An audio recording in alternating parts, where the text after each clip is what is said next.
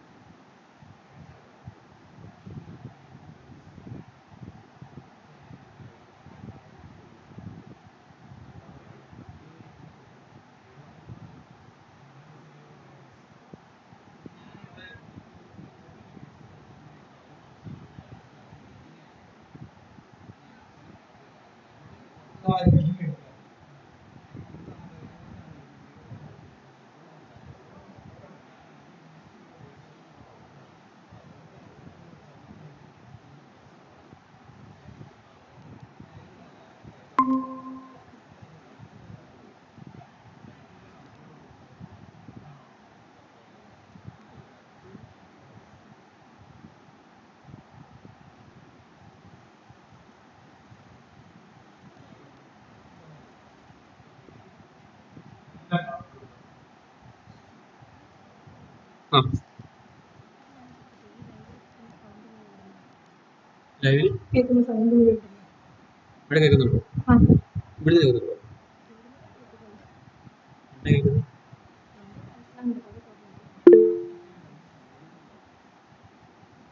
ആ കേൾക്കാവുന്നതിന് ഇഷ്ടം.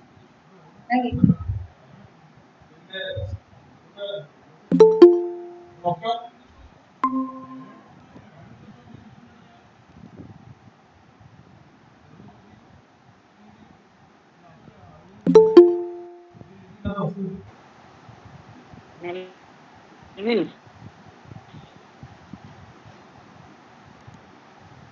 Newman, Newman.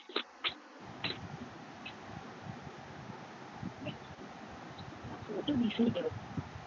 Just a video.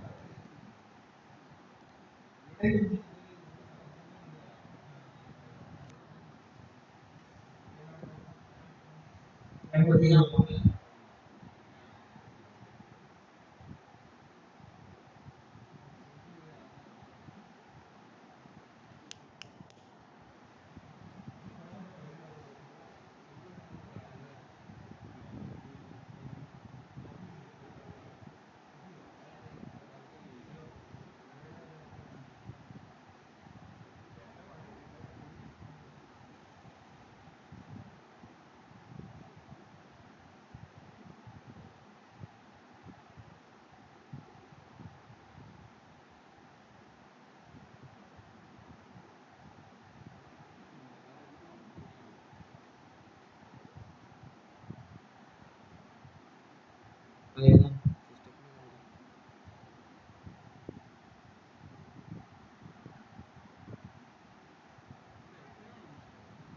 എനിക്ക് രണ്ടെണ്ണം ഉള്ളേ.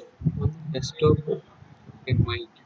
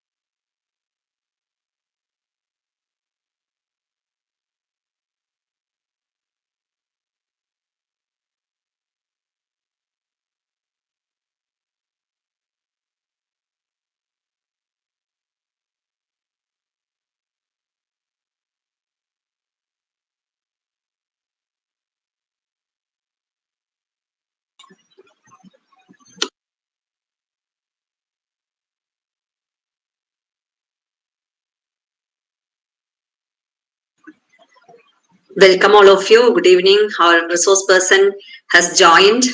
So we'll wait for a few minutes to start the meeting. We'll start at 6:30.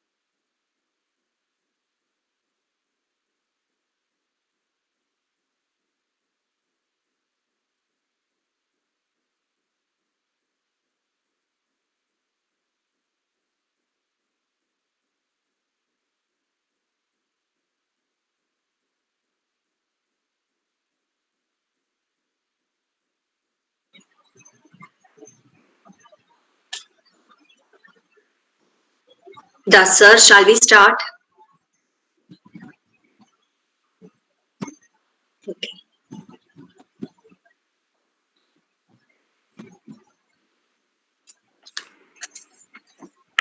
Hope all of you are ready for the webinar.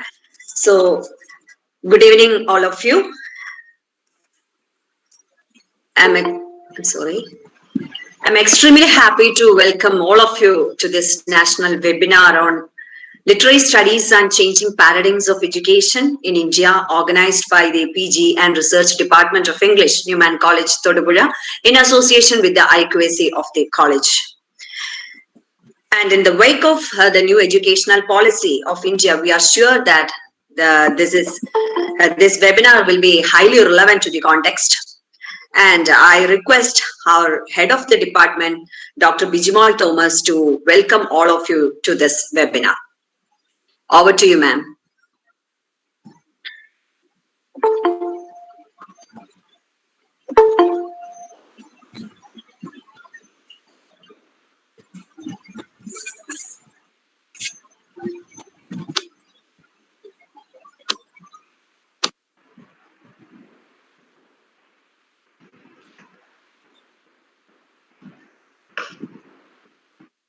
So, good evening, everybody. Respected Principal Dr. Thompson Joseph, Resource Person of the Day Dr. M. Dasan, Vice Principal Reverend Dr. Manuel Pichirakat, Bessa Reverend Father Paul Karakumbil, Webinar Coordinator Dr. Sebastian, dear colleagues and dear participants. The new education policy proposes changes with the introduction of four-year program exit options. It focuses on imparting ideal education and to polish the skills as per the need of the youth. Its implementation is an important task which needs strong determination and right vision. The wake of this new education policy, our webinar examines whether we need to reorient our education programs associated with literature and culture. This is the first edition of the webinar series organized by the Department of English in association with IQAC Newman College. We are singularly fortunate to have Dr. M. Dasan, one among the senior most professors of English in Kerala and a leading exponent of Dalit studies in India, to address us today. He has held various academic and administrative positions in Calicut and Kannur University and was the former head of the Department of English at the Central University of Kerala for about 3 decades. With his 40 years of experience as an academician, he will definitely shout an intellectual fiesta. With due respect, I extend a cordial welcome to you, sir. With much gratitude, I welcome Dr. Thompson Joseph, our principal, Reverend Dr. Manuel Pichirakat, our vice principal, Reverend Father Paul Karakumbil, our Bursa, who are the backbones of Newman community and the able navigators of this institution.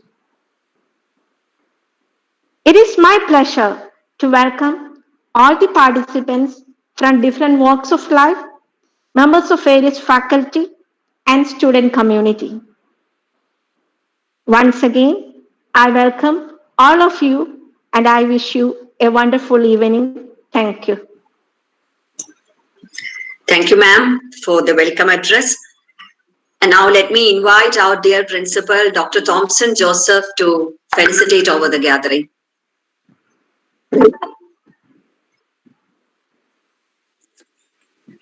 Good evening to all. Respected keynote speaker of this webinar, Professor Dr. M. Dasan, Head of the Department of English, Dr. Bijimal Thomas, Vice Principal, Bersar, Webinar Coordinator, Dr. George Sebastian, dear participants and dear students.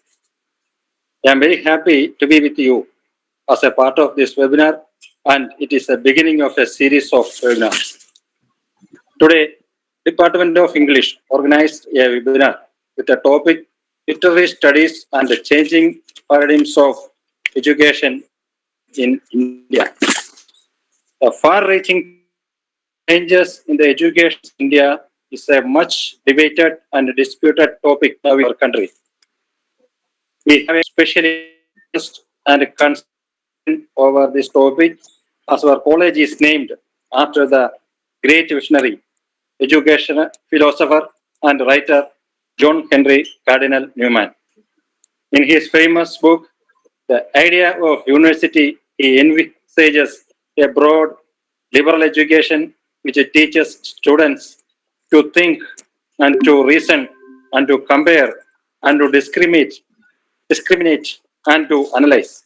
Newman held the view that narrow minds were born of narrow specialization. Literature and literary studies address every aspect of human life and nature. It expands the horizons of knowledge and cut across different disciplines.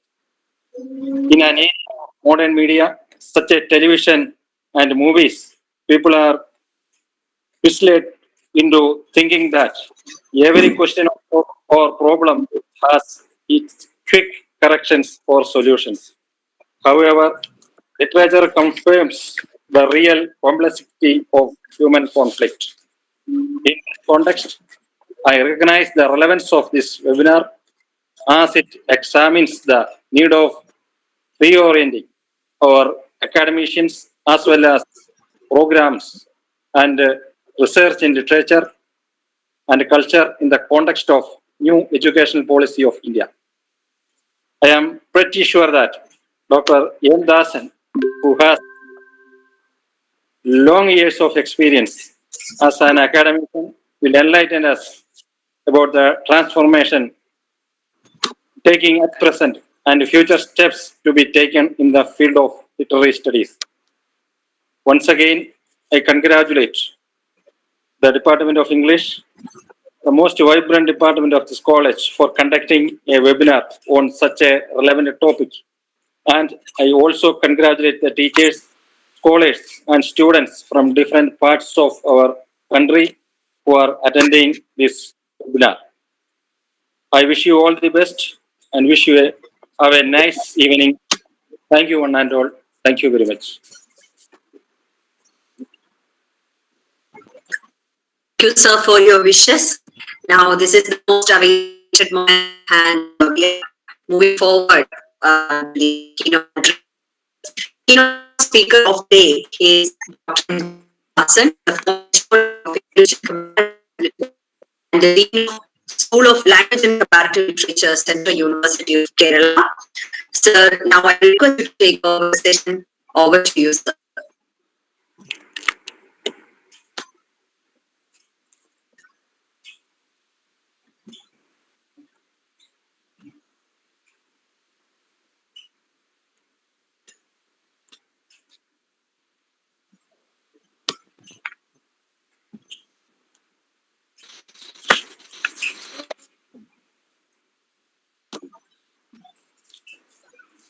Hello.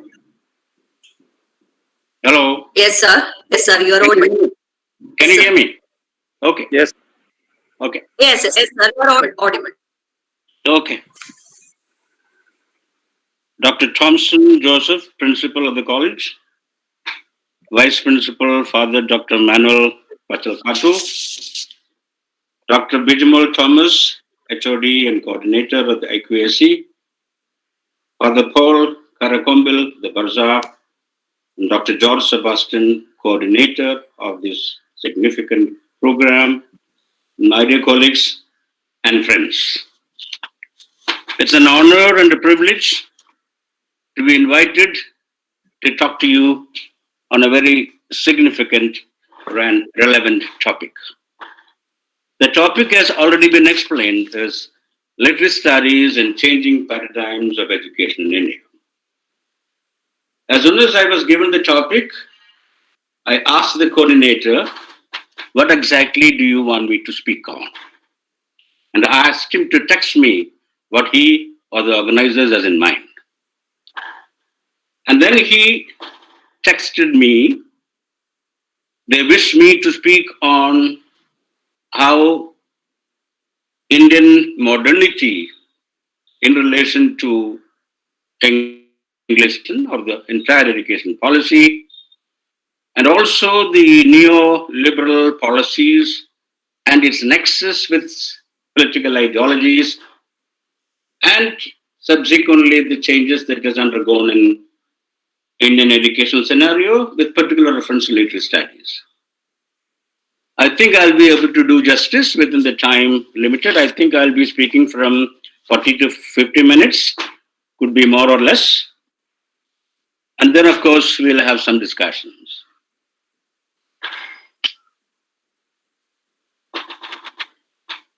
Let us begin with India or Indian modernity. The liberal policies that we have been following, or maybe let us say modernity and Indian society. There are two views regarding the process through which India has been modernized, even if we are modernized. One is that there has been internal movements in different parts of the country, social, cultural movements, which of course had focused on making changes in the social, cultural fabric of society. Another view is that it is a product or a result of European or British colonization. To speak of the internal movements, even before the contact with the West, India had movements which could be considered modern if we know the characteristics of modernity. All of us know the characteristics of modernity because we are all students and teachers. Modernity has a focus on rethinking tradition,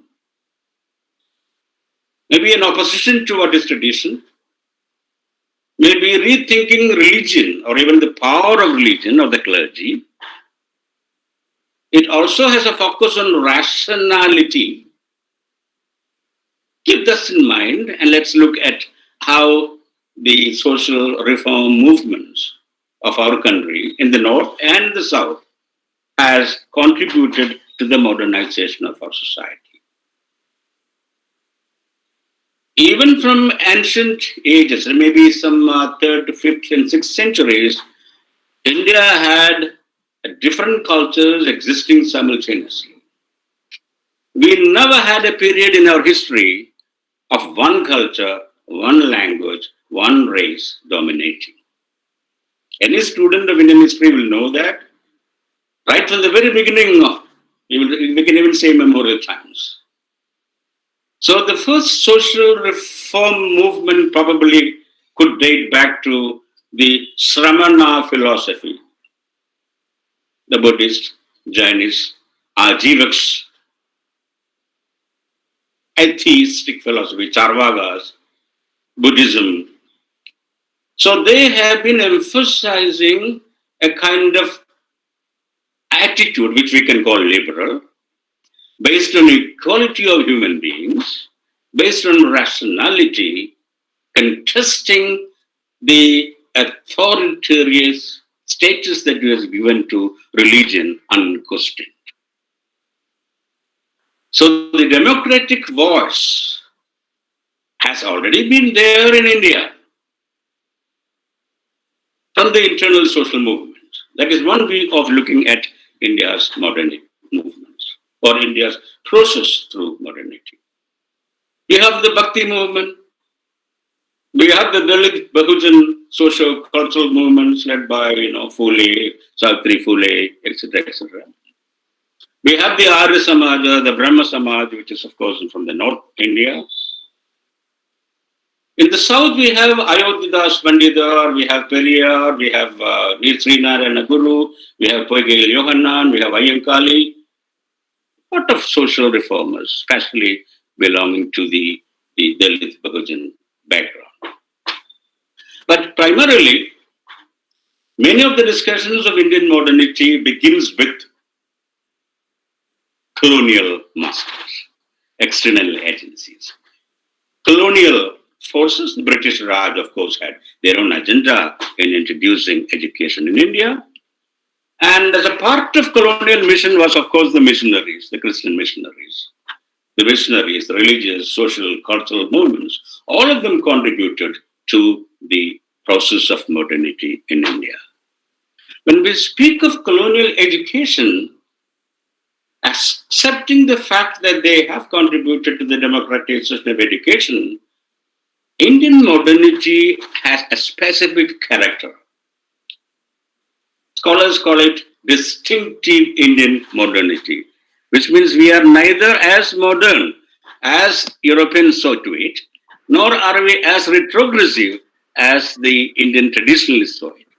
So our modernity is slightly different from Western modernity. We will look into it. The process of modernity in India can be viewed from economic, political, social, and cultural angles. In other words, people call it westernization.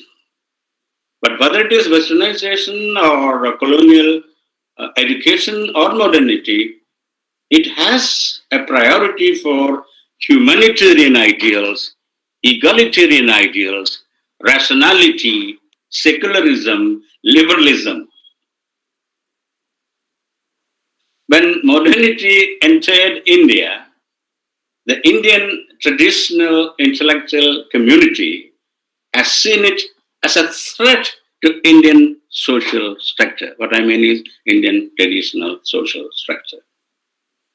Because they saw it as a threat, they tried to protect the age-old Brahminical social structure because they were the upholders of the traditions. They wanted to keep their tradition intact despite of their willingness to accept scientific temperament, science and technology, etc., etc. So the nationalist social aspirations were articulated by the elite and liberal intellectuals who happened to be the Savarnas on behalf of the nation. You can take up any social cultural movement in India. The leadership was in the Savarnas, majority of them, except perhaps in the South India, it's slightly different. They seem to be modern in their appeal, but traditional in their practice. Indian leaders, writers, and artists defined or maybe redefined modernity as reformism. This is a significant point. To Indian elites, even nationalist leaders, modernity was just reform, ephemeral reform. They didn't want to bring about radical change in Indian social structure. This is what I call the specific issue of Indian modernity, what we call distinctive modernity. They shaped Indian modernity through their literary, cultural, artistic, and philosophical discourses. And this modernity differs from Western modernity, which of course is connected with transformation of social value systems and scientific progress. The whole process of embracing modernity by the intellectual community of the time raises many questions. We will discuss only one or two for want of time. Now let us ask the question ourselves, did the elitist upper class or caste leadership allow modernity to transform the basic structure of Indian society? My answer would be no. We can discuss later if you have a yes answer. The intellectuals and leaders of social reform and Indian nationalist movement who were forced to negotiate with colonial modernity did not want the colonial government to intervene in the private sphere. You see, there was a problem. The British wanted to reform, even stop the practice of sati, child marriage. And you know what the Indian leaders, elite nationalist, reformist leaders said, no. That is our private affair. We don't want you to intervene in our private affairs. This has already been pointed out by Ashish Nandi, Benedict Anderson. They have already pointed out the contradiction. So Indian elites does not want the colonial government to intervene in the private sphere, whereas they welcome the advances in science and technology. This is the special problem. But I would say India's tryst with modernity.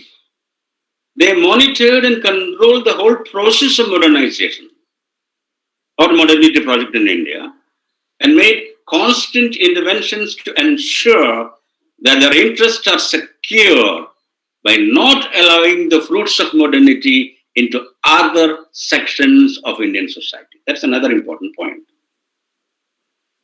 This resulted in halting or deferring or postponing real radical social transformations.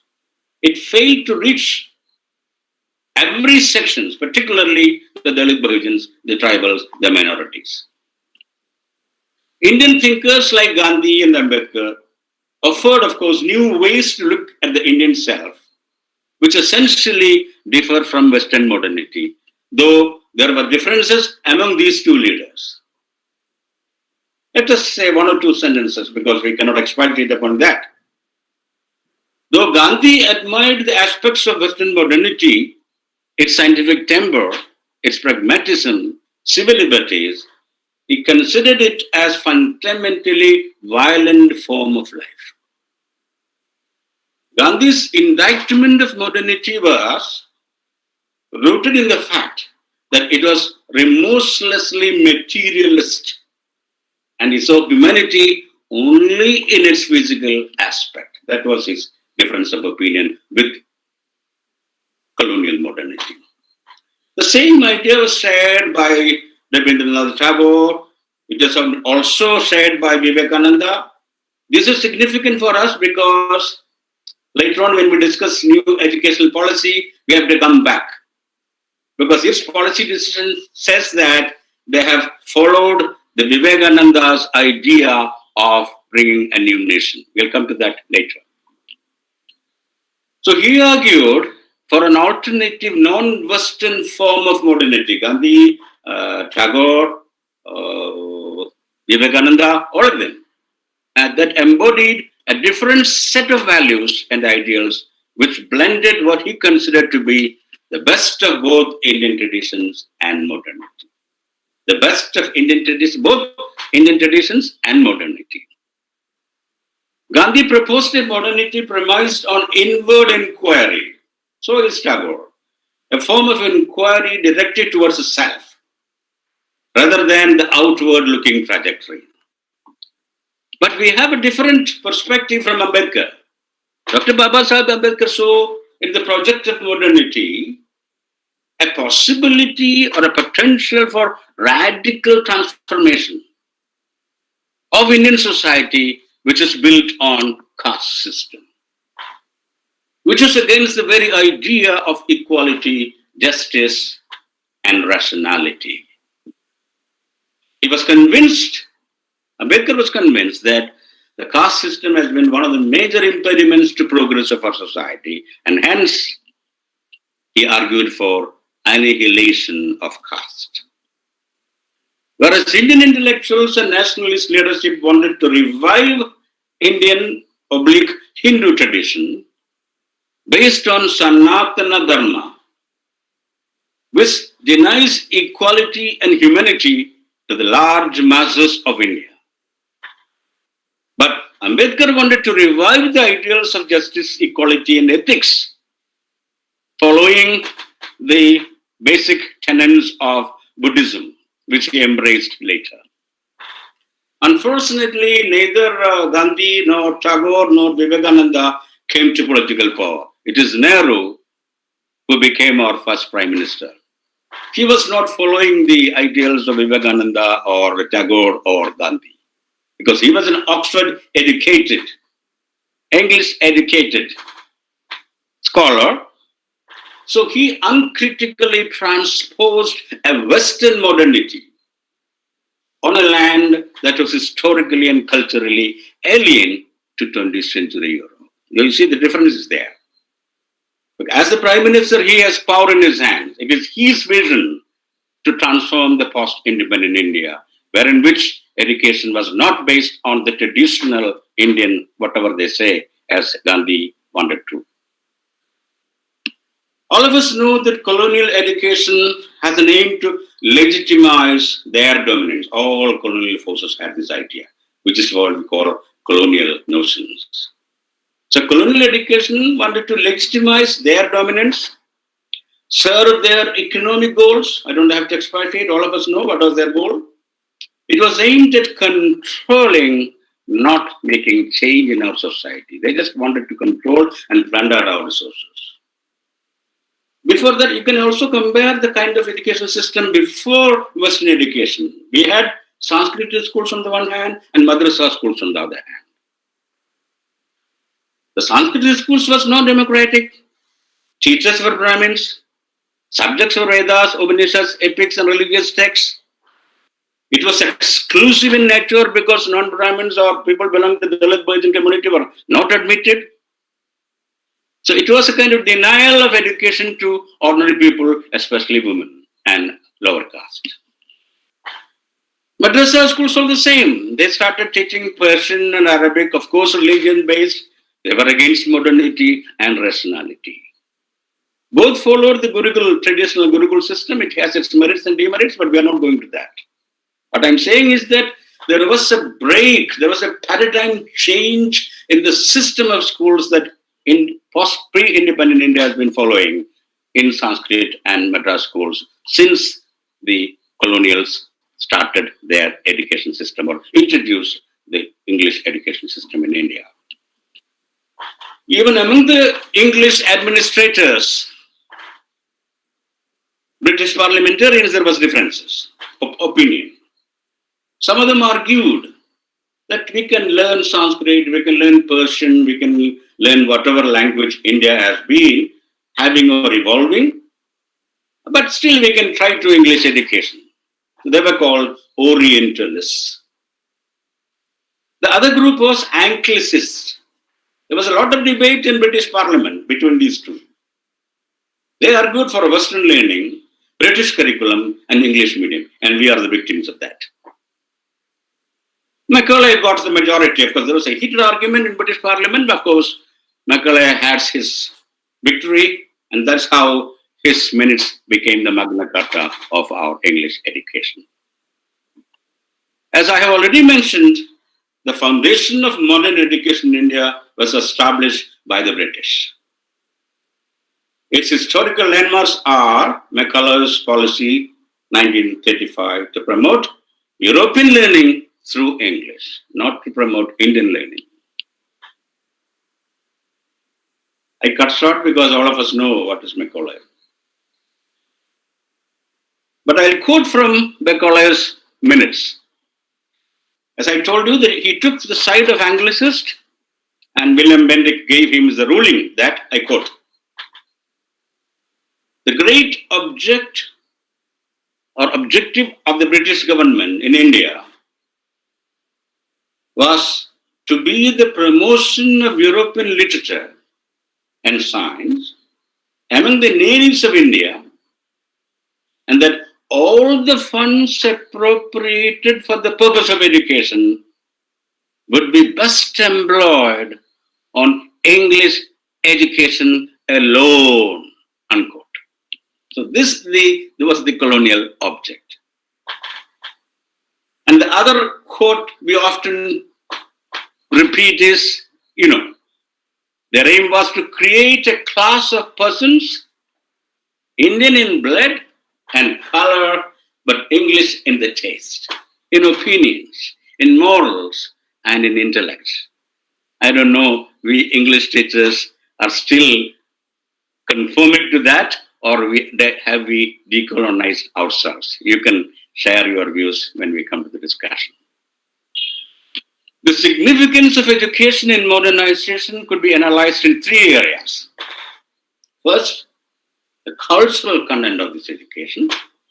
Secondly, its organizational structure. Thirdly, the rate of its growth. All these are highlighted in our new NEP also. The content of new education was doubtlessly modernizing and liberal in nature. Now, what about literary studies? What about the literary content? The literary content of the courses in the humanities and social sciences was drawn from the literature of European sciences or European Renaissance, Reformation, and Enlightenment. Its themes were humanistic, secular, and liberal. Modern education has a fundamentally different orientation and organization. Its content is liberal and exoteric. It's not esoteric as it was in Sanskrit and madrasa schools. It is steeped in modern scientific worldview, freedom, equality, humanism, and denial of faith in the dogmas, whether it is religion or the omniscient God, are themes which a modern education should contain. That's why earlier we ever taught John Stuart Mill's essay on liberty. Now let us come to our subject, the study of English literature in India. As all of us know, as a part of English literature, colonial texts, they're called classical texts, canonical texts, reflecting English culture, English life, English worldview. Apart from the emphasis on the works of Western thinkers, as we become, or on the eve of post-colonial Indian education, we included leaders like Vivekananda, Tilak, Gokhale, Gandhi, Nehru, Aurobindo, etc., representing quote-unquote Indian tradition. It has led to the mobilization of people's aspirations for nationalism, liberalism, and freedom. It alone has been responsible for the growth of an enlightened intelligentsia which carried forward not only a movement for independence, but also a relentless struggle for social and cultural reforms. The persistent strains that we find in the internal system of this subculture partly reflects the stresses of transition. That's what we call paradigm shift. The stresses of transition from one constellation of values to another, and partly results from the structural maladjustment. We'll come back to structural adjustment with our former Prime Minister, Mr. Singh, tried in terms of our economy. We'll come to back. This is in terms of culture, a structural maladjustment of this culture with that of a larger society. Yet, its modernizing significance was self-evident. However, some elements of conflict between tradition and modernity can persistently be discerned in the functioning and administration of the educational system of India at all levels, just from primary to the higher education. Whereas modernization has in some forms been welcomed, there has also been a conscious effort to preserve the traditional values. For instance, if you are taught Malayalam or Hindi or English, the aesthetic paradigm of understanding, interpreting literature was Eurocentric or Sanskrit aesthetic. Again, we call Sanskrit aesthetic Indian aesthetic, but it's a misnomer because we don't include the Dravidian aesthetics, which is also part of Indian aesthetics. So aesthetically speaking also, we were following, if we are in English students, we have been Eurocentric in terms of theoretical applications, and other languages we have been following Sanskrit aesthetics, which we call, or which others call, Indian aesthetics. In the post-independence scenario in English literature, we have the first generation of Indian elites, intelligentsia, who got educated in England, and they came back, introduced courses in English literature. Later, American literature was also included as a part of English literature. Later, of course, Commonwealth literature. Then, of course, Indian literatures, world literatures, but more or less followed elite notions of those countries or those national literatures. Of course, since 1960, the moment we claim ourselves to be post-colonial, introduced post-colonial literatures. I don't want to go into the problems that I faced in 1995 when, as a junior faculty of the English department of Calicut University, I tried to introduce a course called Post-Colonial Literatures, and how rude was my seniors. But later on, because the students liked it, we continued, and in almost all the countries, all the departments of English in the country now, we have postcolonial literatures. So I have written about that experience in one of my articles. So post-60s, we introduced post-colonial literatures, marginalized voices, subaltern studies, regional writings in translation, women writing, LGBTQ now. But still, I don't know, the aesthetic were Eurocentric or Sanskrit. I don't know. You can contradict me. Now, the limitations of traditional literary studies in English. All of us are aware of it. Content has been almost the same. Interpretation, we have been trying to read, interpret, either an impressionistic, personal, subjective, or from various theoretical approaches or various theoretical perspectives. And unfortunately, India had, or Indian English studies had an overdose of theories. Now we are realizing it, and now we claim that we have reached a post-theory stage, where the mechanical application of theoretical premises, which has its grounding on the socio-cultural philosophic basis of Europe, has been mechanically applied to an Indian social, cultural, political, philosophic scene, which is entirely different. It seems that now we are realizing it, and the overdose of theory for the sake of theory is now seriously being considered. This is not to say that theory is not needed. However, English studies have been giving more importance to Western theories. Let us also say a word or two about the pedagogy. Whatever we teach, whatever subject we teach, did we make radical changes in the pedagogy? Have we not been following the same kind of pedagogy which we have been experiencing as students? Yes, there has been a transformation of English departments into Department of Studies, Departments of Culture Studies, Department of Comparative Studies, Department of Comparative Culture Studies, and most of us have broadened ourselves into interdisciplinary studies. One of the first things I did when I was appointed as professor in Kannur University in 2000, as the first professor of the university when it departed from Calcutta University, is to change the name of the department and the focus of the department. When I joined, it was the Department of English and Foreign Languages. I had to make a case because, change of department has to be approved by the governor, the chancellor of our state.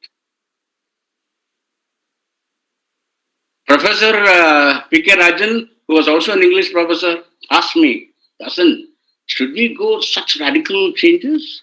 Should we make a paradigm shift? I said, yes. Otherwise, I'm not going to be happy here. Why do you appoint me as a professor of a new university? Only a new university probably can think of making some changes. Then after much persuasion, much discussion, he said, okay, you go ahead. And I had the strong support of my newly appointed colleagues, 5 of them. So we brought up a case for why Department of English Literature has to transform itself into Department of Studies. We got the assent of the governor, and since 2003, the Department of English in Kannur University has been Department of Studies in English, which facilitated discussing any studies. We had film studies, environmental studies, women's studies, interdisciplinary studies, culture studies, whatnot. This is the direction in which English literature studies is going all over the world now, not only in India. We have tried critical pedagogy. To Keralites, because of our leftist inclinations, we claim that we were the first to introduce critical pedagogy. Fine, good.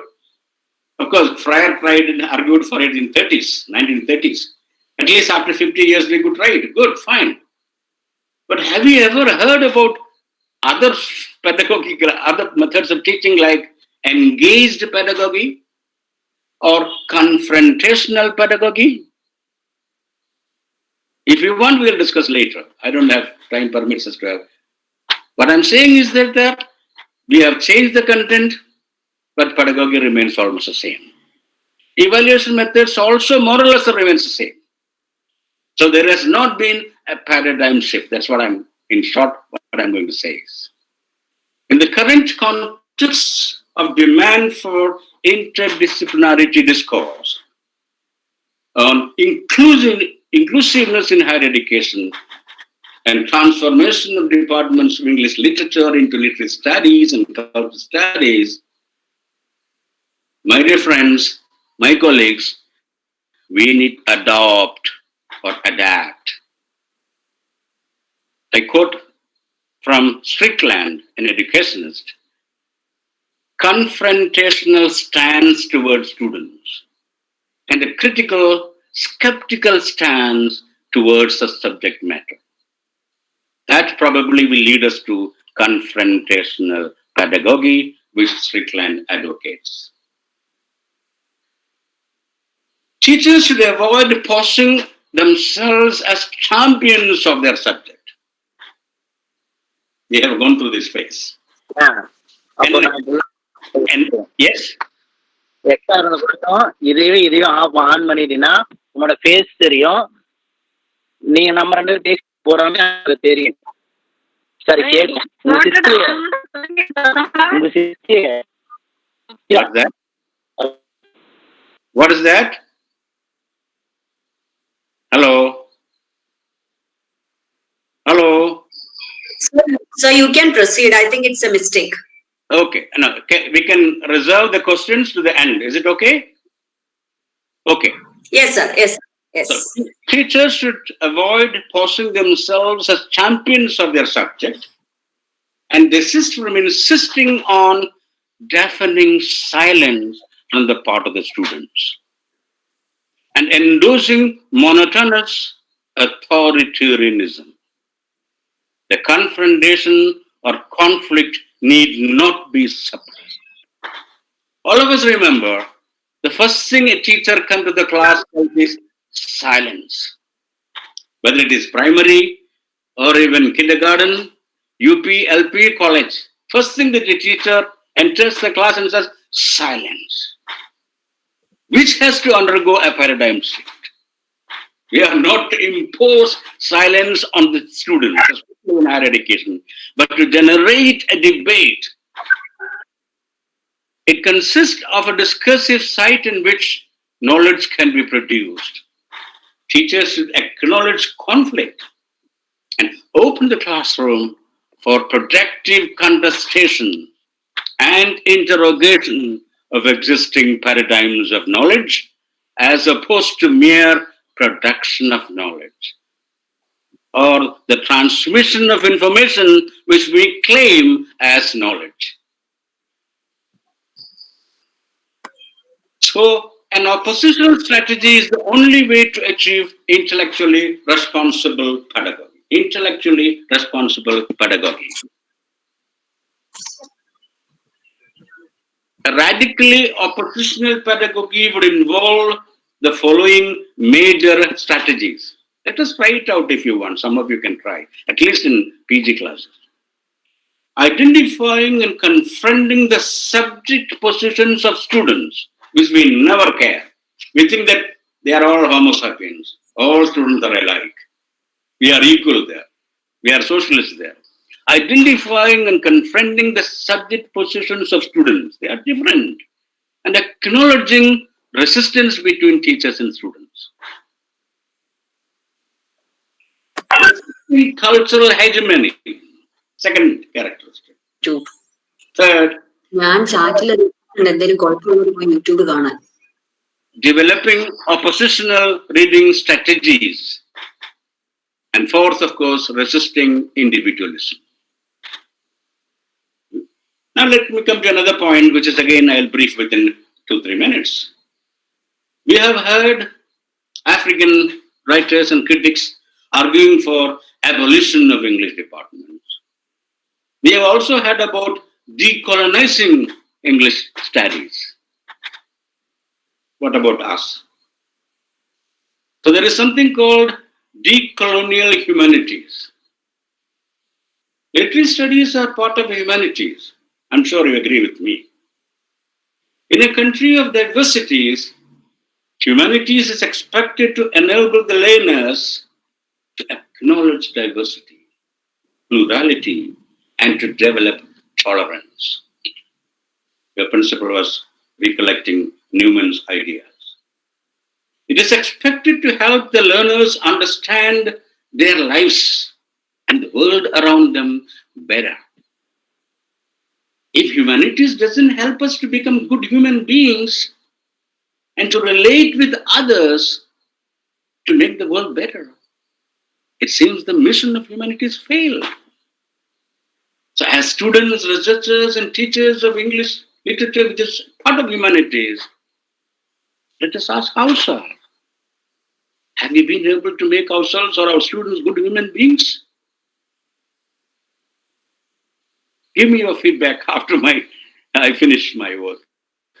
As a subject under humanities, literary study introduces us to people we have never met, places we have never visited, and ideas that may never cross our minds. By showing how others lived and thought about life, the humanities help us decide what is important and what we can do to make our own life and the lives of others better. By connecting us with other people and cultures, humanities point the way to answers about what is ethical and what is true of our diverse heritage. When I say the diverse heritage, I don't mean the heritage, the only heritage which our mainstream discourse is propagating. The heritage of cultural heterogeneity with which I began my lecture today. The heritage of cultural heterogeneity, the heritage of various traditions. They help us to address the challenges we face together as individuals, collectivities, and nations. Now let us ask the question ourselves. Has the study of literature, critical practices, theories helped the learners to become good human beings? This is a question specifically to the students. My students said no. The practice of teaching literature in multicultural countries. We are also a multicultural country. Britain is a multicultural country. So is America, Australia, and Canada. We teach those literatures at PG levels. I remember once I had happened to be in Britain, in Oxford and Cambridge, and we had a lot of discussions with the colleagues and ordinary citizens. And one of my friends whom I happened to meet, he said, during the discussion, of course, I was the post-colonial hangover, so I was criticizing Britain like anything. He is a Welshman, he is from the Welsh background. During our discussion, he said, we are neither united nor are we a kingdom. Because he, as a Welshman, people from the Wales and Scotland, the Irish would feel how their culture had been colonized by the mainstream culture, British, Anglo-Saxon British. We call WASP, White Anglo-Saxon Protestant. America, the country, their credo is life, liberty, pursuit of happiness. I did my PhD on African American theater and drama.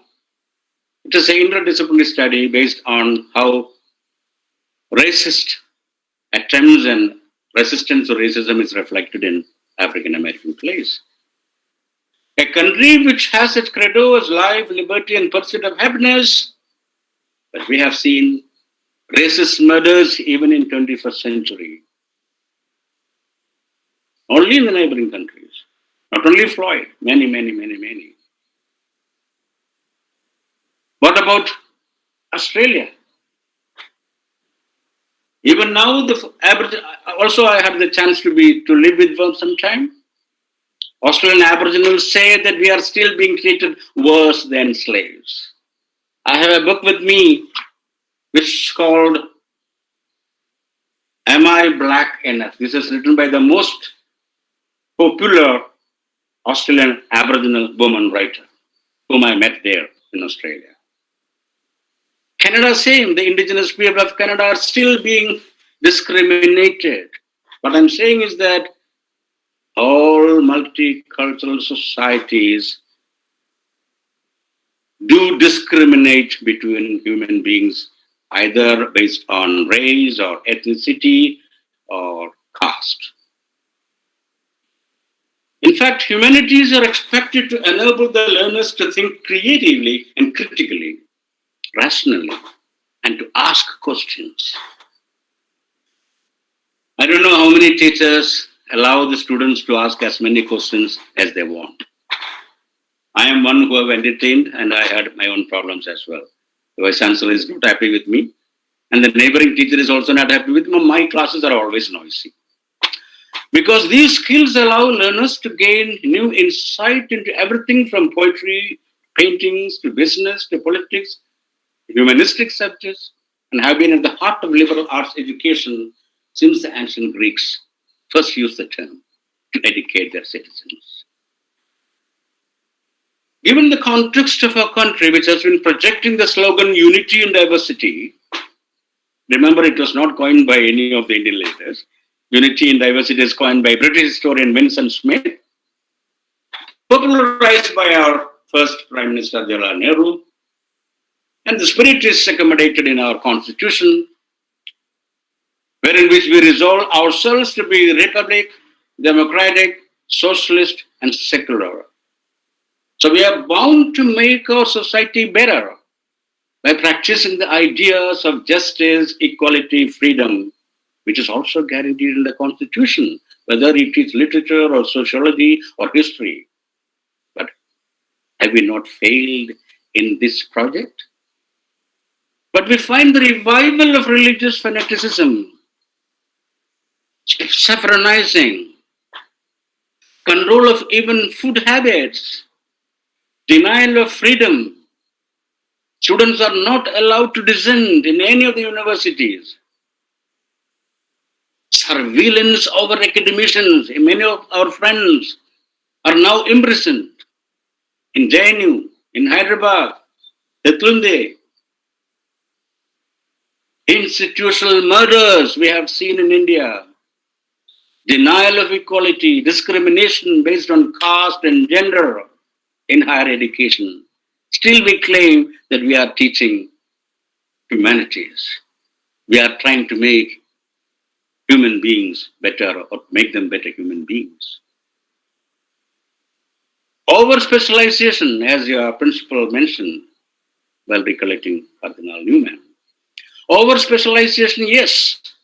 Compartmentalization of education and lack of interdisciplinarity forces us to raise the question whether humanities have equipped our students to be self-reflexive, critical, rational, and to develop scientific and secular mindset.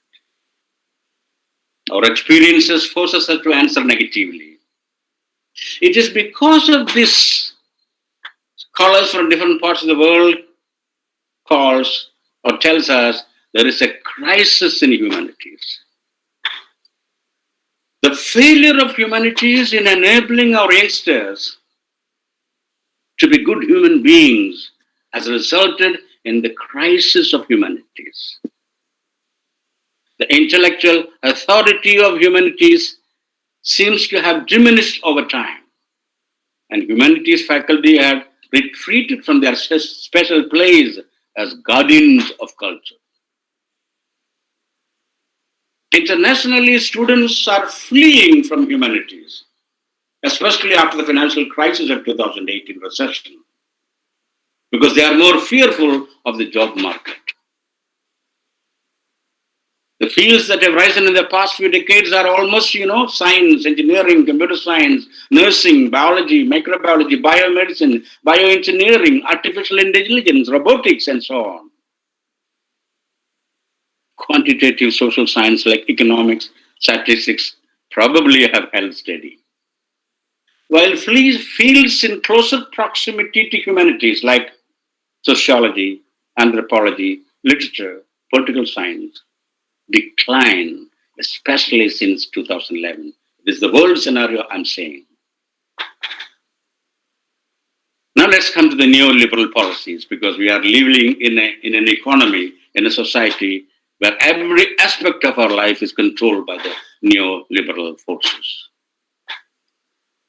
Since 1991, the pervasive influence of neoliberalization has been seen in all of our sectors, including education. Policy changes on education, private investment in education. Of course, it started even before that.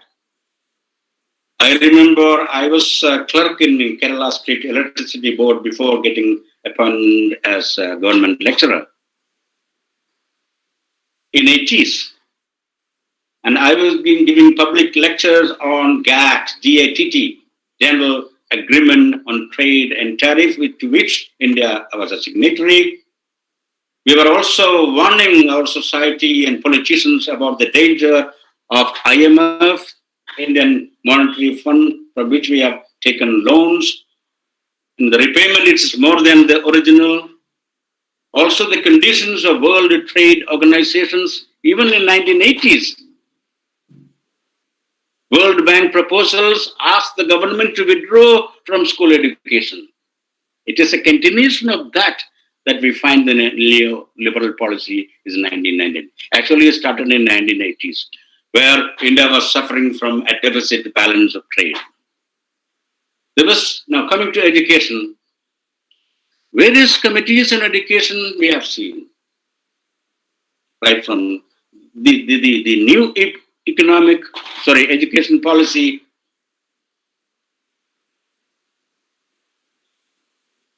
One of the members of the committee was Kasturi Rangan. I think he's the chairman. He says listening, communication, and writing. In these three aspects, Indian students are very poor. So that is one of the ideas that he probably contributed. You might wonder, in a free republic, socialist, secular, democratic country like India, the policy framework of education, or the responsibility of framing the policy framework for reform in education, was given to Ambani and Birla. And they submitted the report in 2000. We call it Ambani-Birla report.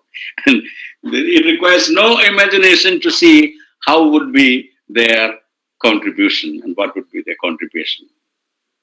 So higher education is privatized. Self-financing is the word. We have the problem of aided colleges. Education has become a global business.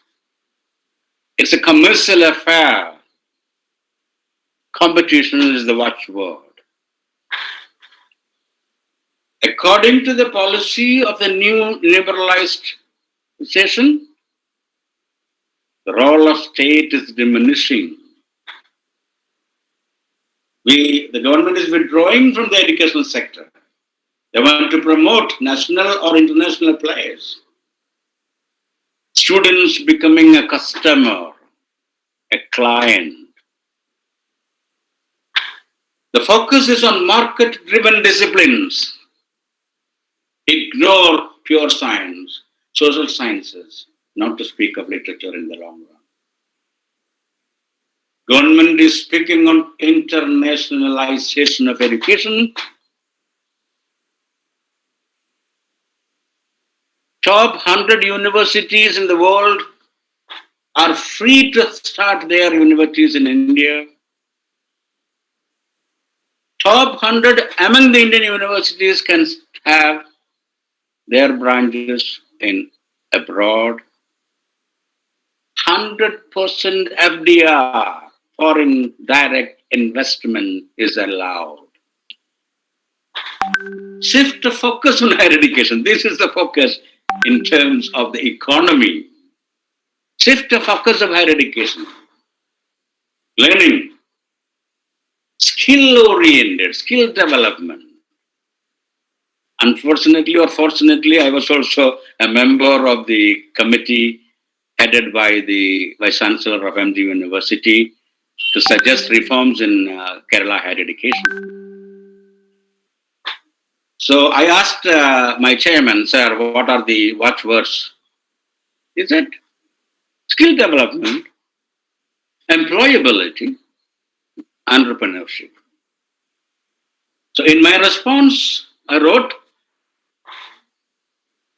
this was only one or two of the objectives of education, but the larger objective of education is not imparting skills, equip them to employment or to be entrepreneurs.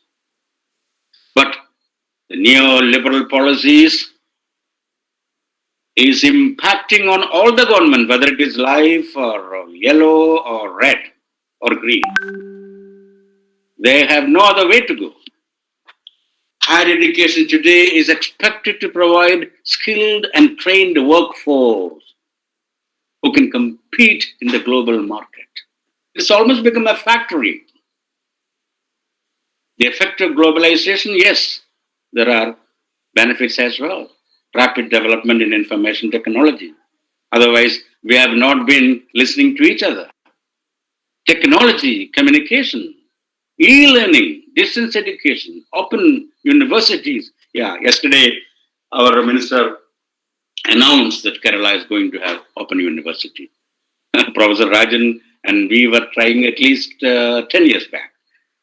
So at least maybe the pressure of offering large-scale education without investment, that is the neoliberal policy. Distance education, open education is least expensive from the brand of the managers as an industry. MOOC, I was also, when I was in Central University, it was the first time that they suggested MOOC, and my department has 2 MOOC courses, one on film studies, one on theory. We know the danger in that. I have already anticipated. I told my colleagues, if you have 100 MOOC courses, now we have only 100 MOOC courses. Within 3 or 5 years, government is planning to have at least 500 MOOC courses. You know what's going to happen? Whoever joins whatever course, education will say, higher education will say, 50% you attend classes if possible. 25 to 30% online courses, the rest MOOC courses. This is the plan. Believe me, this is going to happen. So there has been an adverse impact of neoliberal policies on higher education. Instead of the larger goals of higher education, as anticipated by the former UGC chairman, Professor Thorat, that is greater access, equal access, quality, excellence, relevance, and promotion of social values, it is now commercialized. Higher education provides people with an opportunity to reflect on critical social, economic, cultural, moral, and spiritual issues facing humanity. That was the earlier motto, larger objective. It contributes to national development through dissemination of specialized knowledge skills. Now, only skills and employability. The larger interest is ignored or overlooked. So the names of NCCRT is now ignored. And most significant effects can be seen in the commodification of higher education and the corporatization of the post-secondary institution. Education is now corporatized already. It has not been discussed because COVID has facilitated no discussion. 2019, they circulated the draft, which is more than 400 pages. More than 2 lakhs responses came. We don't think that any of the responses have been taken seriously. Now they have abridged it and made it into 64 pages or 62 pages. It is already implemented. Had there not been COVID pandemic, it would have been implemented by now. The market forces, driven by the threat of competition as well as for the lure of profit, have led to the emergence of higher education as a core area business. You see, the price of gold has enhanced over these few months. Why? Because people who have been investing in bonds as shares thought it is risky. They invested in gold because they are guaranteed that the price will not go down, will go only up. Such people are now going to invest in education because it's the best business. That is why Ambani is interested. That's why Birla is interested. That's why international corporates are interested. Otherwise, they won't come. It's no more a social service. It's no more a state funded. It is a private, corporate, cutthroat, competitive business. This was bolstered by another factor, the technological revolution, which led to a dramatic transformation in distance education as a mode of delivery. I don't want to expatiate upon. I've been in touch with many of the distance education departments in Kerala, but it's horrible. On the one side, we speak about enhancing the quality or ensuring the quality, but we are throwing the students to distance education, open learning, online learning. There's no minimum interpersonal communication or debate. I don't know what's going to happen. It's going to be a very dismal situation. I'm sorry, I have to be pessimistic. The internet has truly revolutionized how knowledge is communicated. In the world's most developed economies, the presence of ICTs has expanded exponentially and touched all dimensions of the higher education. Students and parents display strong preferences to remain higher education that makes young people employable. The popularity and the availability of the courses are thus being shaped by market. Students with MA in English, are they sellable, easily sellable in market? Just as we have, in cricket and football, we have auctions for players. Just like that, corporates will come and they will auction, argue, bidding money for the best products of their choice. That is why the government is always saying, you discuss with the industry before you design the course. Take into consideration the interest, the demands of the industry. Then you design the course. Then you train the students to fit into the industry. This is the policy now. This is the paradigm shift now. Similarly, markets are beginning to exercise influence on the research agenda of universities as resource for research and applied life science, medicine, engineering, or economics are abandoned, while resources for research in philosophy, linguistics, and literature are going to be very, very weak. The Education Ministry is going to form an apex body. They have already proposed it. Even when we were in the Central University, there was a circular that all research proposals has to be monitored. There should be a list of areas in which students are allowed to do research. He strongly fought against it. Luckily, we could resist. I don't know how long can you resist it. Requirements of a global labor market centered on knowledge production. Institutions have also become yet another sector offering investment opportunities for producing and selling a good or service for the global market. Market orientation and profitability are replacing the national concerns and social functions of institutions of higher education. This is a paradigm shift. Treating education as a tradable commodity, a tradable product. Neoliberalism affects the capacity of the state to regulate higher education with a public policy perspective. No more regulation. The laissez-faire policy, non-intervention policy. So it is visible that this is a very attractive market for private investment. WTO, we are also a member country. As a signatory to a WTO, World Trade Organization agreement, there is an obligation to open up educational service for foreign investment. You can discuss its implementation separately. What is the Indian scenario now? India has the third largest higher education system in the world after China and USA. In terms of absolute number of enrollment, which is around 25 million.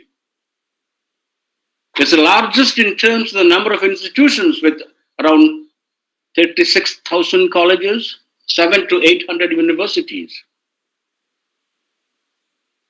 And out of these 36,000 colleges, only 8,200, around 8,300 colleges are recognized by UGC. And they are mostly public colleges. Of the 700 to 800 universities, only 182 universities are private, established by various provincial governments and also private trust. UGC is the national regulator of standards, but now it's not going to be a regulator of standards, according to the NEP. India spends one of the lowest public expenditure on higher education. It's almost $400, you multiply into 7, 28,000 rupees per student in higher education. Whereas even a country like Malaysia spends $12,000. 12 into 70, you know how much it is. So it's least expenditure on education, especially on higher education.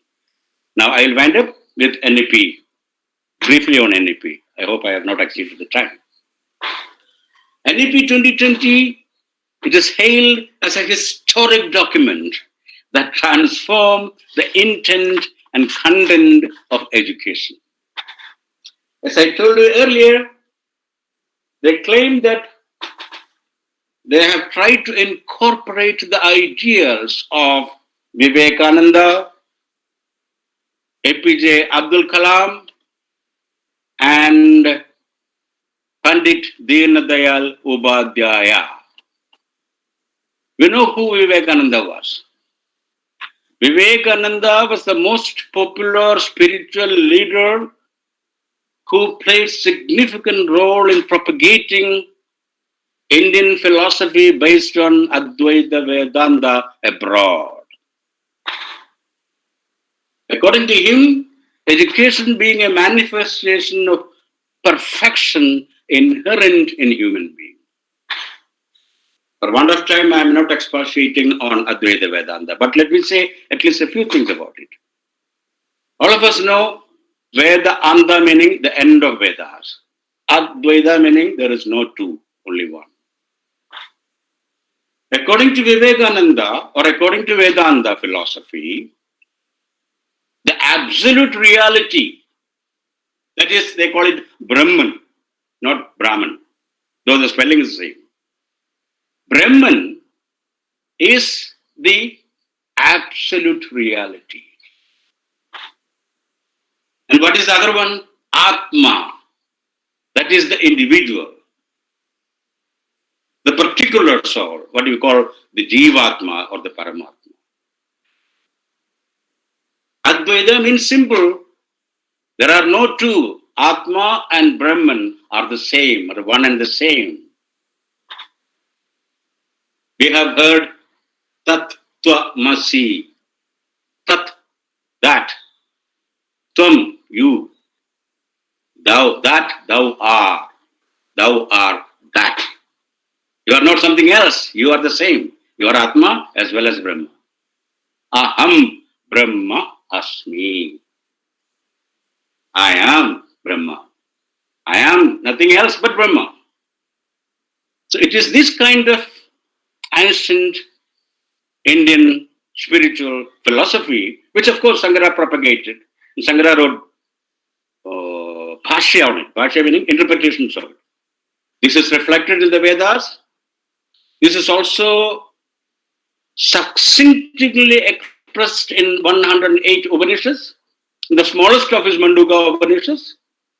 And Manduka Upanishads explains Brahman and Atma. If you are interested, you go it. So our new education policy is drawn on the ideals of Vivekananda, indirectly Advaita Vedanta. You got the point? I am he, thou art that. Now come to APJ Abdul Kalam. We all respect him. But what is his idea about education? He says education being capable of transforming humans as a creative and reflective being. What you can do for me is not the concern, but what I can do for you. That is his idea of philosophy. Transforming the nation to a developed country. 5 areas in combination have been identified as India's core as far as APJ is concerned. Competence, natural resources, and talented manpower for integrated action to double the growth rate of GDP and realize the vision of developed India. For want of time, I'm not again critically examining, though I have differences of opinion with you. When he says growth of GDP, I would like to remind you all that there was a time when I'm a student of economics and history for my degree. I'm a graduate in both these subjects. So I was taught my economic professor, Professor Karia, who wrote almost all the textbook for the university. He was my teacher as well. The progress of an economy is directly proportional to the rise in the GDP. We required Amartya Sen to tell no. Unless and until the questions of equity and justice are concerned merely because of the hike in the GDP, a country cannot be called progressive or developing. We have last year the economic Nobel Prize laureate couple saying, unless and until a country's economy cannot address the question of poverty and alleviate poverty, despite of the hike in GDP, that country cannot be called progressive. Let me also invite your attention to something called happiness index. There are countries in the world who are not judging their progress in terms of GDP, but the happiness index. Unfortunately, we are, I think it's 200, in between 200 and 300 in terms of our happiness index. We have many Norwegian countries who are ranked first in happiness index. Now coming to Pandit Deen Dayal Upadhyaya. Who was he? He was an ideal Swayam Sevak RSS man who succeeded Vajpayee ji. He was an ideologue of Hindutva nationalism. He was an All India General Secretary of RSS. What is his vision of education? He visualized a decentralized polity and self-reliant economy with the village being the core basis. Village being the core basis. You might be reminded of Gandhi's idea of Grama Swaraj. Golwalkar also advocated the village being the self-reliant. Again, I have critical opinions about that because Ambedkar said no. If you want to remain, to strengthen the village economy and to maintain the village, because it is in the villages that the untouchables are being discriminated. So Ambedkar was against the idea of Gram Swaraj. Coming back to Upadhyaya. So India is in urgent need of a fresh breeze to get rid of post-independence westernization. That was his idea, Deen Dayal Upadhyaya. He felt Indian intellect had been suffocated and Indian polity was no more rooted in the traditions of our ancient culture. This is an important point. He feels that Indian tradition or Indian education has not been rooted in our tradition. So as per Upadhyaya, there is a roadblock to the growth of Bharatiya thought. Bharatiya thought. So new education policy owed to these 3 persons and their vision. Ever since BJP came into power under PM Modi, several public institutions, government schemes, and recently railway stations are also named after Deen Dayal Sharma. Excuse me, sir. Yes. Sir, Yeah. sir, we are having data issues and network issues. So shall we wind up it within 10 minutes? Yes, I'm already ready for 5 minutes. Yes. Oh, okay. Okay, sir. Thank you. Yeah. So the aim of the NEP, which was circulated in 2019 as a draft, aimed to overcome both indigenous and global challenges through knowledge and educational resources, to liberate Indians from the clutches of neo-colonial mindset, to remove disparities between curriculum and everyday social life. I will make a little bit faster. 3 types of institutions: research intensive, teaching intensive, degree colleges, which is again professional education. Internationalization, I have already told. 4-year degree course with multiple entry and exit options. 4-year B.Ed. Flexibility. 1-year post-graduation. I don't know whether it's going to materialize. 4 vertical structures: National Higher Education Regulatory Council, National Accreditation Council, instead of NAC now, Higher Education Grants Council, General Council. Autonomy to institutions based on accreditation ranks. Empowerment through autonomy. They also formed a National Research Foundation. Our research proposal has to be peer reviewed. Colleges can disaffiliate from universities. You can become university. You can become autonomous. All autonomy, financial, academic, everything. MHRD to be changed to Ministry of Education. I don't want to repeat again. Let us stop here. I will sum up within one line. The new policy probably will suggest a controlling, a kind of surveillance over the entire educational research and activity of teaching. Thank you very much. If you have questions, I'll be able to answer. Thank you very much. Thank you, sir. It was a wonderful session. And there is a question by Shiva Shankari. Yeah.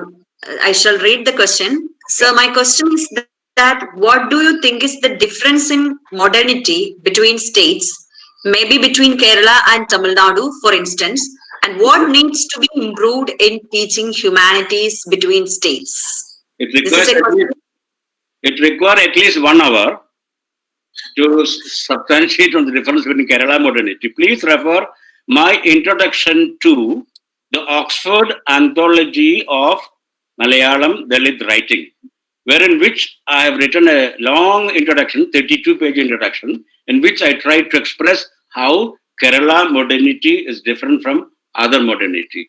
You can also read Sanal Mohan's book, Modernity or Slavery, if you want. Because there's a lot, that question, to answer that question, I need at least half an hour or 1 hour. Yes. Dear participants, if you have any question, please switch on your microphone and you can ask the questions. Otherwise, you can post it in the chat section. Hello. Yes. Hello. Yes. I'm Ashok from Usman University, sir. Yes. Sir, can we design the Dalit literary theory and criticism for our academics in UG and PG? I've been doing it for the last 10 years. Why don't you do it? If you have the resources. So, what are the elements could be there in Dalit literary theory and criticism, sir? You read the book by Limbale ji. Have you read the book by Saran Kumar Limbale? Yeah. Outcast. No. Dalit No.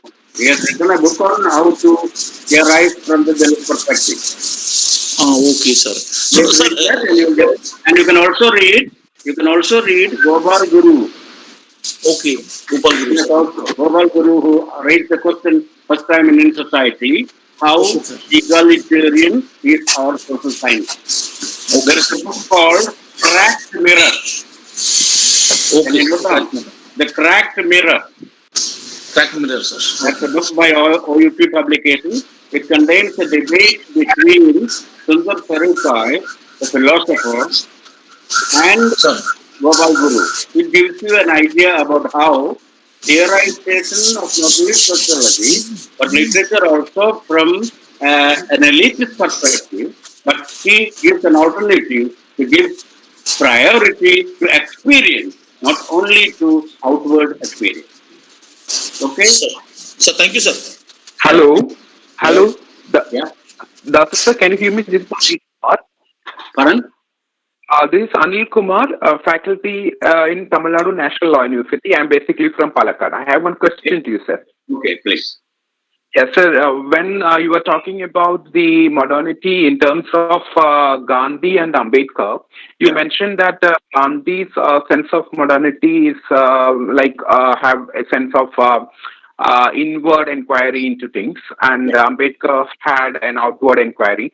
So, how you are going to differentiate between the Gandhian sense of modernity and Ambedkarian sense of modernity? That is, I know it is a very broad topic, but which the sense of modernity could be used in contemporary India so that we can bring a sense of inclusion of culture and inclusion of education also into. Do you think Gandhian sense of modernity is not a suitable way of inclusion in our society? Thank you, sir. Yeah. Good question. As you yourself said, it's a broad question, and I am ready to answer, and I'm happy to answer, but unfortunately I can't give a detailed answer, but I'll give you one or two sentence answer. Okay, thank you, sir. As I have already explained, Gandhi's sense of modernity is a kind of modernity which accepts only technology, scientific progress, but not its potential for radical social transformation. Is that clear? Okay. Yeah. And that is why Gandhi's idea of Gram Swaraj is to make each village self-reliant. Okay? Okay. Ambedkar's disagreement with that idea is that Gandhi never lived in Indian villages. You understand? Yeah, yes, yes. But Ambedkar lived in the rural village, okay? Yeah.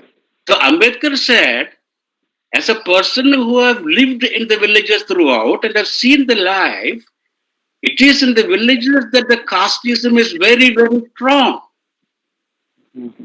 So if you made the village empowering and self-reliant, it is the elite and upper caste who will be ruling. Even now you see, in Indian villages, even then reserve post, some is elected, but he or she is not allowed to speak. You understand what I'm saying? Yeah, yes, sir. Yes, sir. Even by strengthening the villages, it is the caste hierarchy and the caste dominance that will persist in Indian society. So he is against.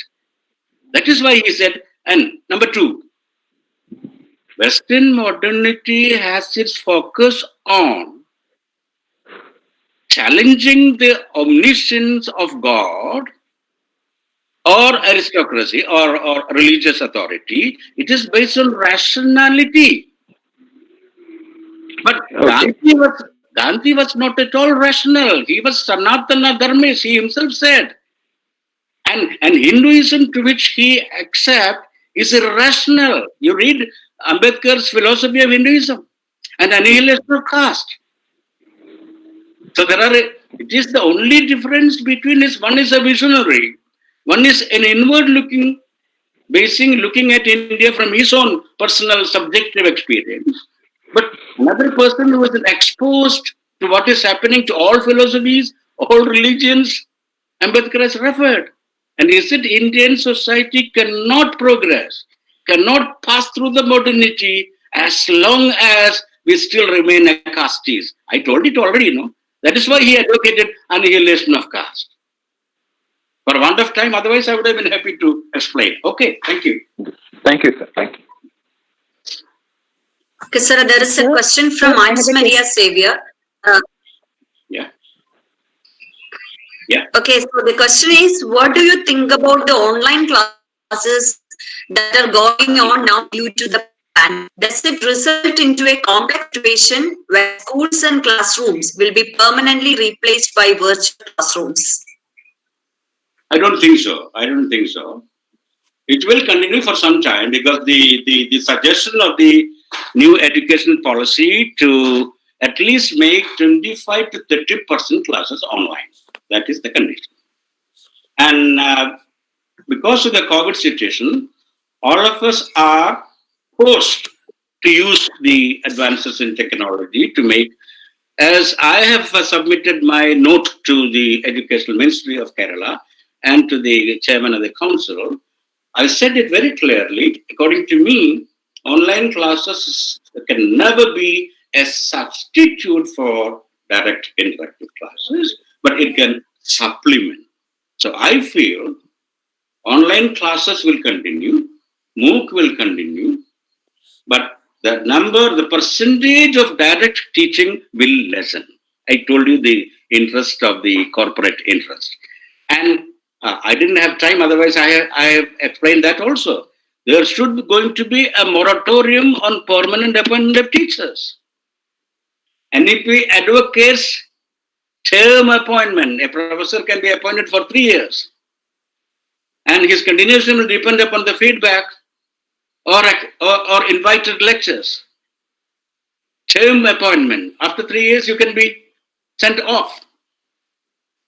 So there is a drain. There's going to be an effect on teaching the faculty. The number of teaching faculty will definitely be reduced. It will be substituted by at least by 30 to 50% online.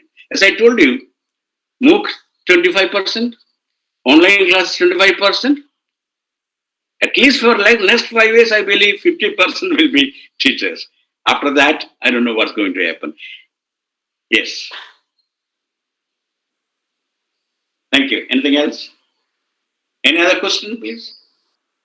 Okay, Vinita ma'am, you were about to ask a question. Yes, there is one more. There are few more questions. Yeah, one is please. by Monish Dev. So felicitations to, I'm sorry, Remya Balakrishnan. May I know that the district and state, I'm sorry.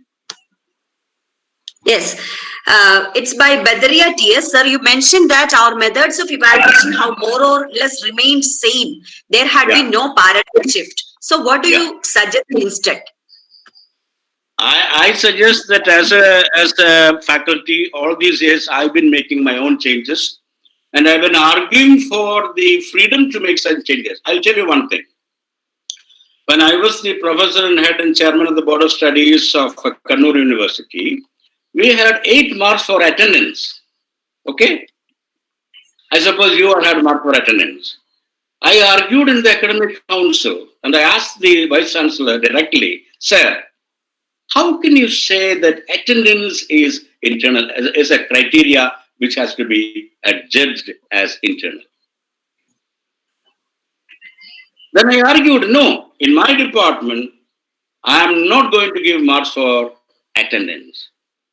I don't know whether you believe, throughout my service, I never forced students to attend my class. They are welcome if they are coming. If they are come, they cannot leave in between.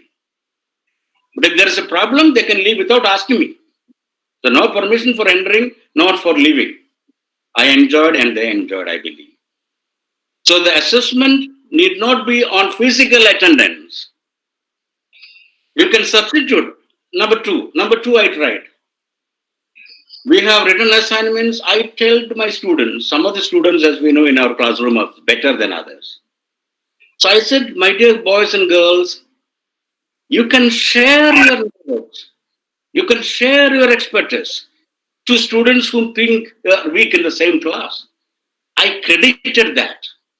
I discussed with other students, can I give 1 mark to this student because he or she has helped the other student in terms of disseminating information or writing? Yes, sir. I also give them opportunity to teach, which can make a good presentation. So these are things, of course, I'm afraid it can only be done in the university departments.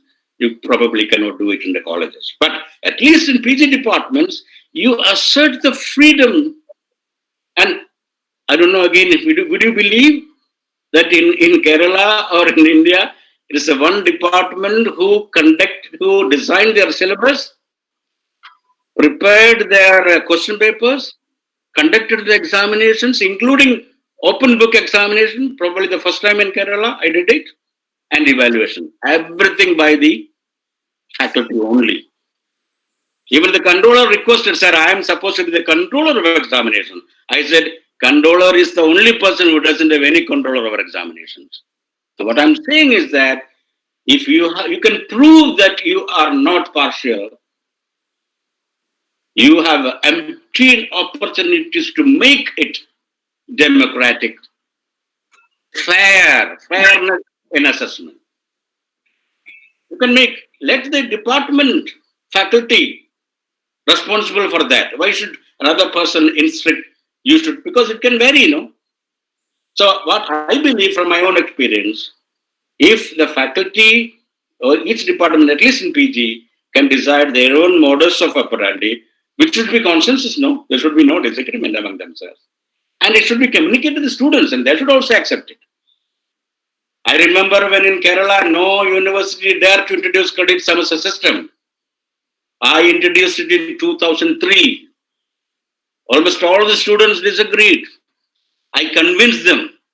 Remember, for 10 years, we conducted it. There may be lapses. It's not the lapse of the system, but the lapse of the people who handle it. 10 years, we didn't have any problem. I was sole charge of introducing credit-based systems. It had its problems, but still we did it.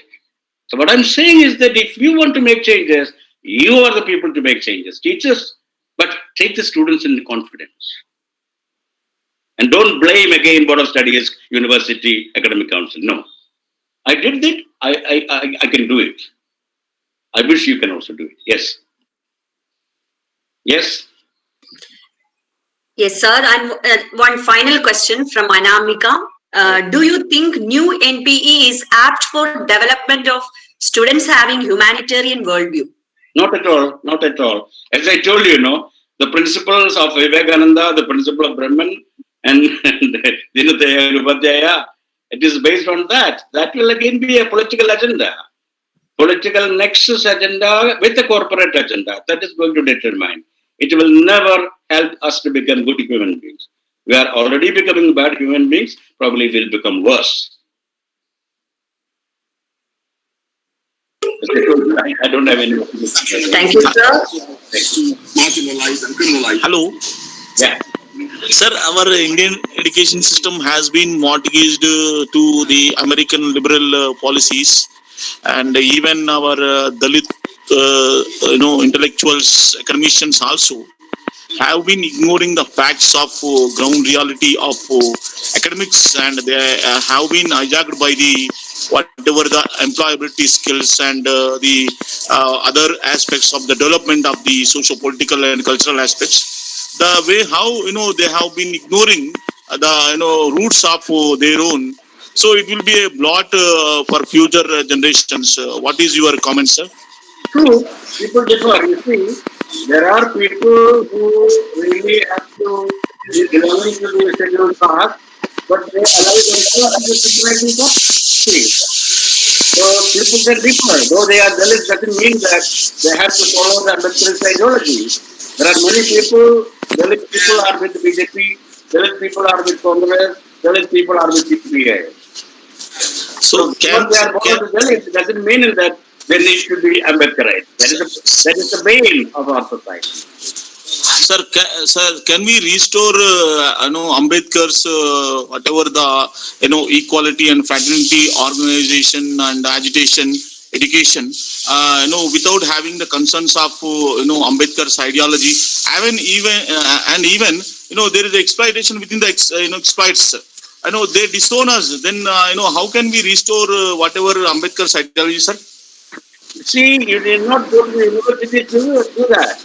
You can educate yourself, you can rethink about yourself, you can contribute to the society. You need not depend on university to do that. Even without coming to university. So, Sule never went to university. Savitri Bai Phule never went to university. Ayangali was not educated. Begil Johanan didn't go to, he was illiterate in that sense.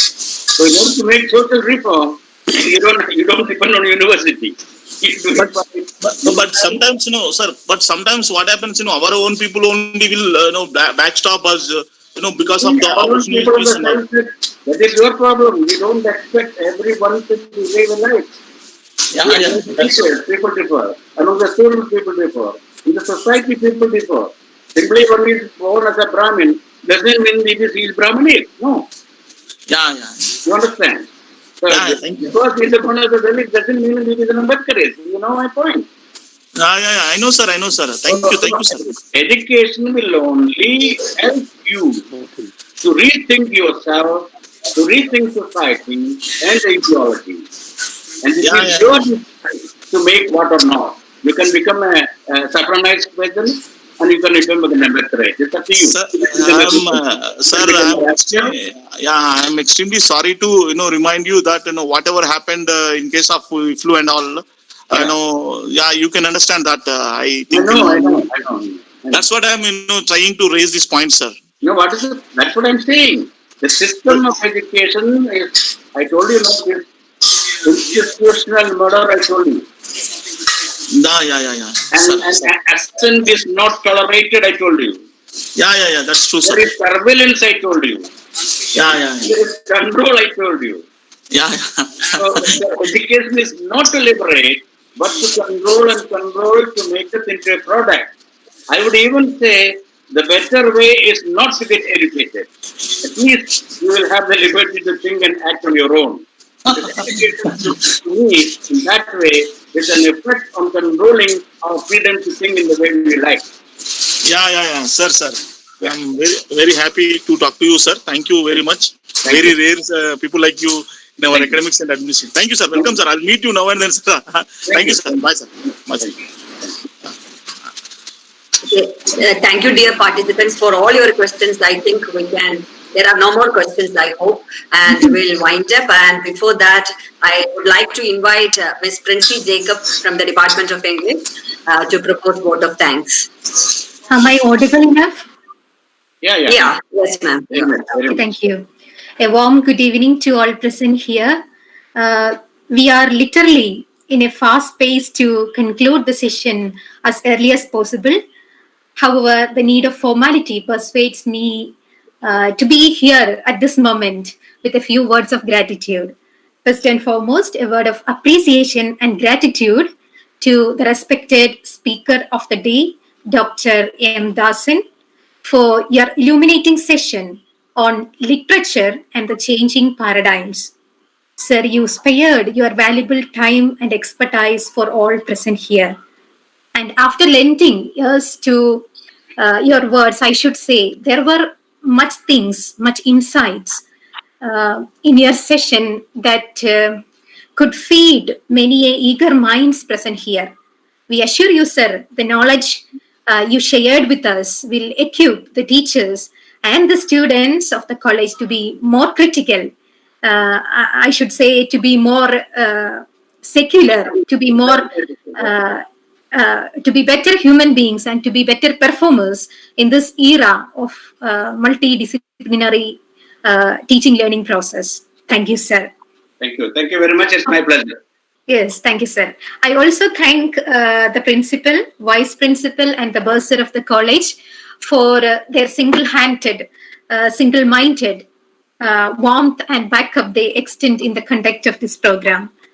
Thanks are due to all the faculty members of the Department of English who are proceeding under the able leadership of Dr. Bijimol Thomas, and a special note of gratitude to Dr. George Sebastian, the coordinator of the program. And it is he who took utmost care in making the best arrangements possible for this event. And thank you as well to the team of technical supporters, Mrs. Ajomi Maria Joseph, our own faculty member, Mr. Bibin Sebastian, an all-time friend of our department and a faculty of the Department of Communicative English, also Mr. Matthew, and we have Mr. Jijo. They helped us with their priceless contributions, and it is with their priceless contribution without which this webinar would not have been, would not have took its shape, would not have taken its shape as it has now. And we are overwhelmed, frankly we should say overwhelmed by the number of participants in this event. We thank you, all of you, for being with us this evening. Thank you very much. Thank you all. Thank you, all of you. Thank you, Prince MS, and I thank all the participants and especially our resource person, Dasar, for making it a very enriching experience. And thank you all for being part of this webinar. Thank you. Excuse me, I also acknowledge the presence of Dr. T.M. Joseph, my own teacher and our former principal. Thank you, sir, for your presence.